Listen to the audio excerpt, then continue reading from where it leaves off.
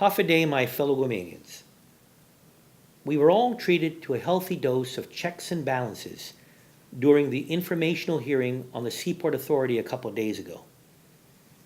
If you watched it on TV, a lot of information came out from many different people.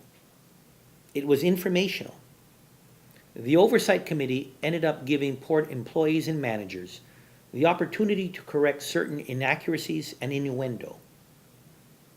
But what I didn't hear in that hearing was a resounding thank you to the men and women of the port.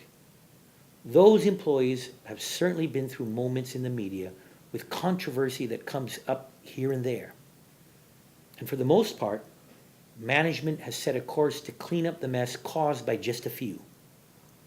But by and large, the men and women of the port are hard-working people with a mission in mind: the sustainability of economic development on this island.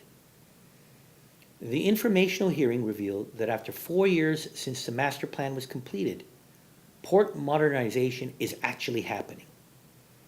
It was also revealed that the current legal counsel costs the port just a small fraction of what the previous legal counsel cost.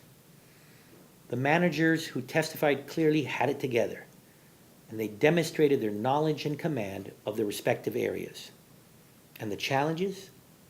All of them recognized, all of them being addressed. This despite a rather insulting gesture by the committee requiring classified employees to swear under oath, not at an oversight hearing, but at an informational one. I couldn't help but think that that was an assault on their integrity and credibility.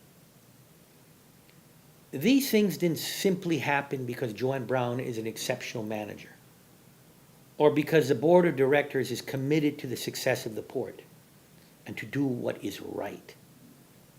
The improvements we are seeing are due to the hard efforts of the employees of the port, from the workers on the docks to the accountants in the business office. These people make it through the grind each day with their sweat, blood, and tears to do what's needed for Guam's future. The same can be said about the men and women of the Department of Revenue and Taxation. Recently, the department came under some intense scrutiny for its inability to collect everything due in taxes. Deputy Director Marie Benito tried to explain that not everything is so black and white. How do you collect from the deceased whose estates are in probate, or from people who are claiming errors in calculation and have a right to due process? The reason a large sum shows up as uncollected is because of these issues, or because a balance rolls over from the previous year. That also gets collected, except for a small fraction. In the private or public sectors, you'll never have 100% collection of receivables. Some people lose their jobs, their homes, or they pass on before they can pay their bills. These things happen. Most of the balances would have gone unpaid if it weren't for the DRT employees. But because of their efforts, taxes are collected. They are posted and recorded. This is how the majority of our government is funded. One thing glaringly missing from that hearing was thanks to the DRT employees.